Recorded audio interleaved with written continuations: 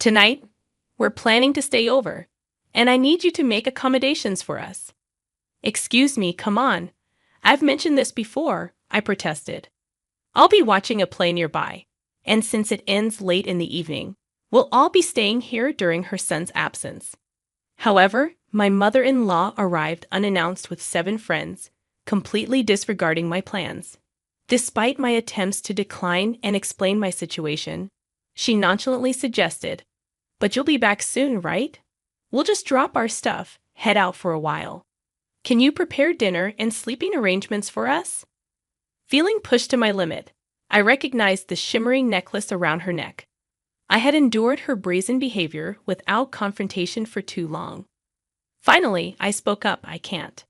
I have a trip planned starting now." "A trip? Who are you going with?" Her surprised response was met with a firm no from me. Having had enough of her excessive harassment, I drew the line. "Please give me back that necklace." It was time for my mother-in-law to face consequences for her actions. Allow me to introduce myself, Michelle Gorman, a 30-year-old housewife. Utilizing my administrative experience, I work as a computer class instructor. My husband, Mike, serves as the president of his father's subsidiary, keeping him busy every day. Although he appears deep in thought at times, I find solace in the moments when he relaxes, especially during our favorite movie dates. "I feel lighter when I'm with you," he often says. While I wish I could offer advice or suggestions, expressing my opinions has always been a struggle. Since childhood, I preferred listening to others rather than speaking about myself. My older brother, 4 years my senior, always looked out for me, a trait I used to dislike about myself. Thanks to Mike's reassurance, I've gained some confidence. Mike has an older brother who serves as the vice president in their father's company. His wife, Mindy, is close in age to me, and we get along well. She's a career-driven woman, both reliable and kind. I admire how she stands her ground and expresses her opinions, yet she is also understanding and adaptable. Witnessing her confront my mother-in-law was truly impressive. However, since they live far away, I regret not being able to see them often. On the other hand, my mother-in-law behaves with the air of a company president's daughter, always confident. Yet, her stubbornness and arrogance are evident. "Michelle, you're the wife of Mike, the president. You should quit being a computer instructor and fully support your husband." She'd reprimand, overwhelming me with her pressure. Mike would back me up, but she'd remain displeased. I sometimes felt relieved that we lived apart. I hoped for a peaceful life with Mike and eventually to be blessed with children.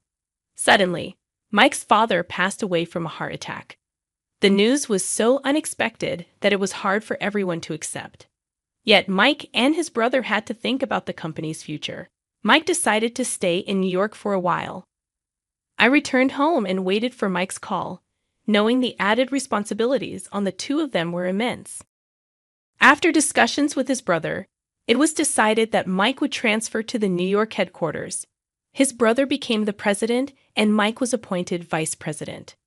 We searched for a house in New York and settled on a pre-built single-family home. Despite its distance from the station, the less urban area provided a sense of security and good sunlight, promising a comfortable life. As Mike had to work late due to the handover tasks, I made sure to create a comfortable environment at home. I aimed to facilitate proper rest for him and prepared nutritious lunches. I wanted to do everything I could to support him, and just like that, a month flew by. One evening, Mike returned home, expressing his hunger and gratitude for my efforts. He mentioned that his mom wanted to visit over the weekend. I had been concerned about her well-being since my father-in-law passed away, so this was a relief to hear. Despite some areas still needing tidying up, she was more than welcome.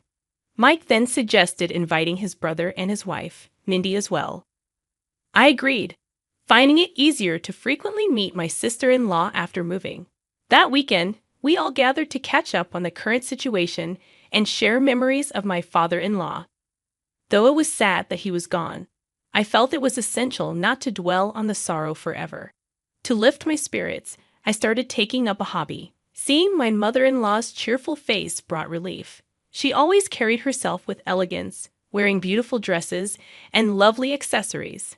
On this particular day, she looked stylish with a pale purple scarf that stood out, though it seemed she had lost a little weight. However, her firmness in advising Mike and his brother on company matters hadn't changed.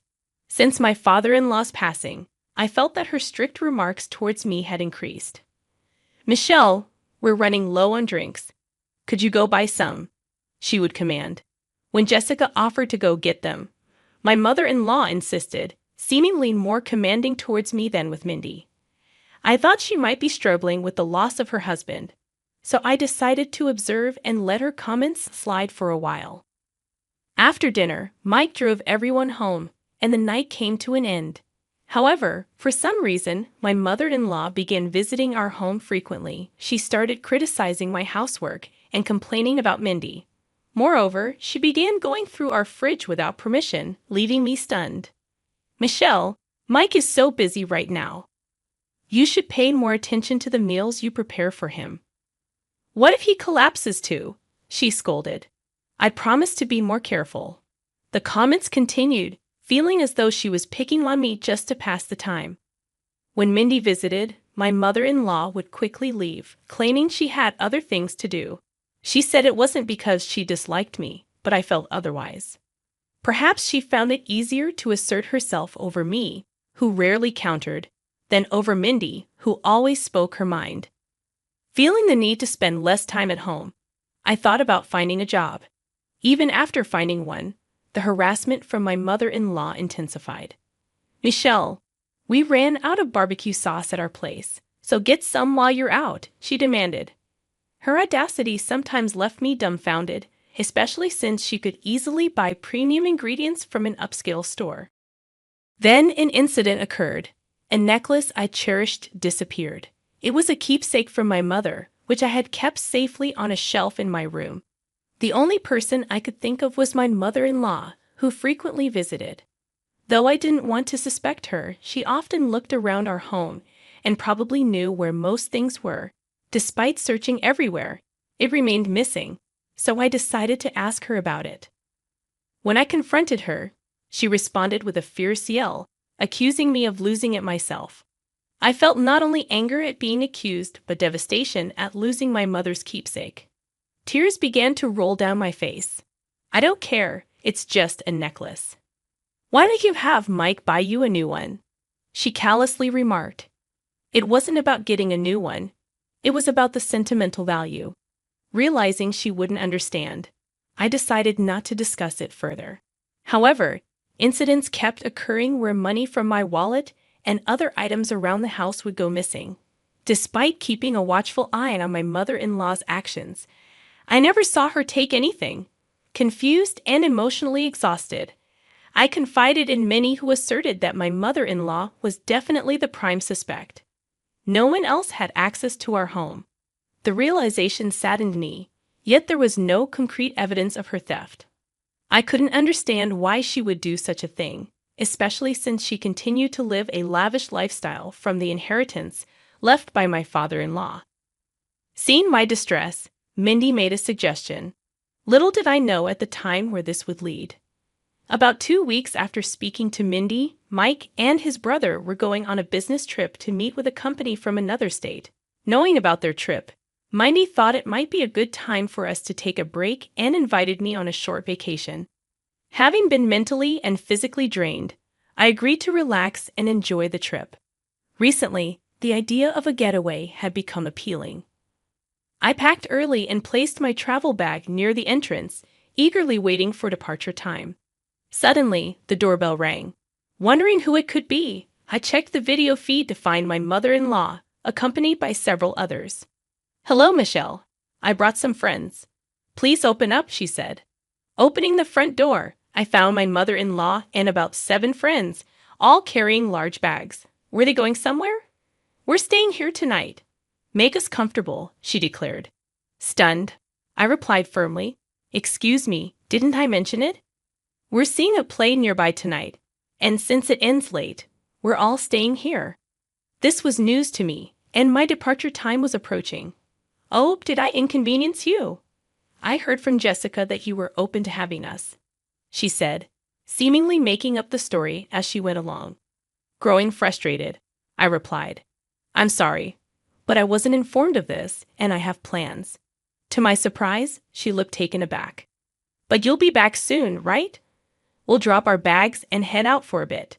Just prepare dinner and sleeping arrangements for us," she insisted, ignoring the fact that I had plans. I couldn't let this slide. "I can't. I'm going on a trip," I firmly stated. "With whom? With Mindy?" she questioned. "Yes, just with Mindy. You can go anytime. We've come all this way just for today." "How long are you going to make us wait?" she retorted. At that moment, I noticed something glinting around her neck. "Wait, that necklace you're wearing," I exclaimed. To my astonishment, it was the same necklace that was a keepsake from my mother, which had recently gone missing. "Why, it's just one of my collections. Is there a problem?" she answered with a smug look. Mindy arrived, realizing something was amiss. "I was wondering why you didn't show up at our meeting place and didn't contact me. So this is what was happening," Mindy remarked. "I'm sorry I couldn't get in touch, Mindy. The necklace she's wearing is the same one as my mother's that went missing recently," I explained. Mindy purposefully said loud enough for everyone to hear, "Oh, the one you kept in that box." Suddenly, my mother-in-law, trying to keep it from her friends, whispered to us, "Can you stop this? It's embarrassing." "Do you want to accuse me of theft?" Mindy answered firmly. "Do you have any proof that I stole it?" My mother-in-law retorted. Feeling embarrassed and frustrated, she turned back to her friends, saying, "Well, let's go inside, everyone." As she attempted to move inside, I remembered something. The initials. My mother's initials are engraved on the necklace. "Jessica, can I have a look, please?" Mindy quickly went behind her to check, and there it was, the initials Kai. The friends looked horrified and stepped back. "Stop this! I didn't come here for this. Let's go, everyone." My mother-in-law insisted, but her friends were not willing to leave. Trying to follow her friends, she was stopped. "What are you doing here? Weren't you supposed to be on a business trip?" Standing there was Mike. It turns out Mike's business trip was actually scheduled for the next day. To investigate his mother's actions, he had purposely given her a false date. Mindy had informed Mike about the missing items from the house, and now the truth was unraveling. I had confided in Mindy initially. Mike was skeptical. However, upon visiting his childhood home and noticing several items identical to ours, he began to suspect theft. However, without evidence, he knew she could easily deny it, leading him to come up with today's plan. Inviting friends for an overnight stay was unexpected, but he was certain his mother would visit if she believed he wasn't home.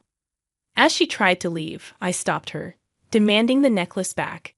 "That necklace isn't yours. It's the keepsake from Michelle's parents." "Why do you have it, Mom?" I questioned. "It's not what you think. I found it in my purse." "Michelle must have set me up," she insisted, suddenly shifting the blame to me. "Do you really think such a lie would work? There's no way Michelle would do something like that. First, give the necklace back to Michelle. We'll talk after that," Mike demanded. Reluctantly, she took off the necklace, threw it on the ground, and tried to run away. As we chased her, we stopped short. Police officers stood in front of her. Unsure about what was happening, we stared at the bizarre scene. One of the officers explained that they received a report from a local resident about someone causing a ruckus at our house.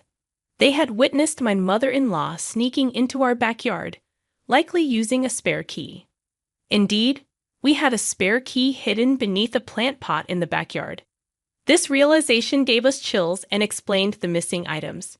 Mike had considered this possibility and was planning to observe her actions while we were out today. But he never expected to find out the truth in this manner. The police questioned my mother-in-law, and it turned out she had been entering our house when we weren't home. She was promptly arrested on charges of unlawful entry and theft, despite her continuous protests. Her father visited her during visitation and scolded her, warning her to reflect on her actions sincerely. Later, we found out that the couple living diagonally across from us had reported her, The wife, who worked from home, had noticed my mother-in-law entering our yard suspiciously multiple times. Since then, we've been leading a peaceful life, changed our locks, and stopped hiding a spare key. Mike severed ties with his mother, and after her release, she returned to her rural childhood home. My father moved in with us, not only to ensure my safety, but also for another reason. I'm currently expecting our first child.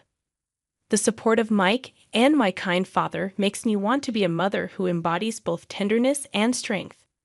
While money and possessions can provide a sense of fulfillment, it's the presence of loved ones that truly fills the heart. We aim to protect our peaceful daily lives, surrounded by those dear to us.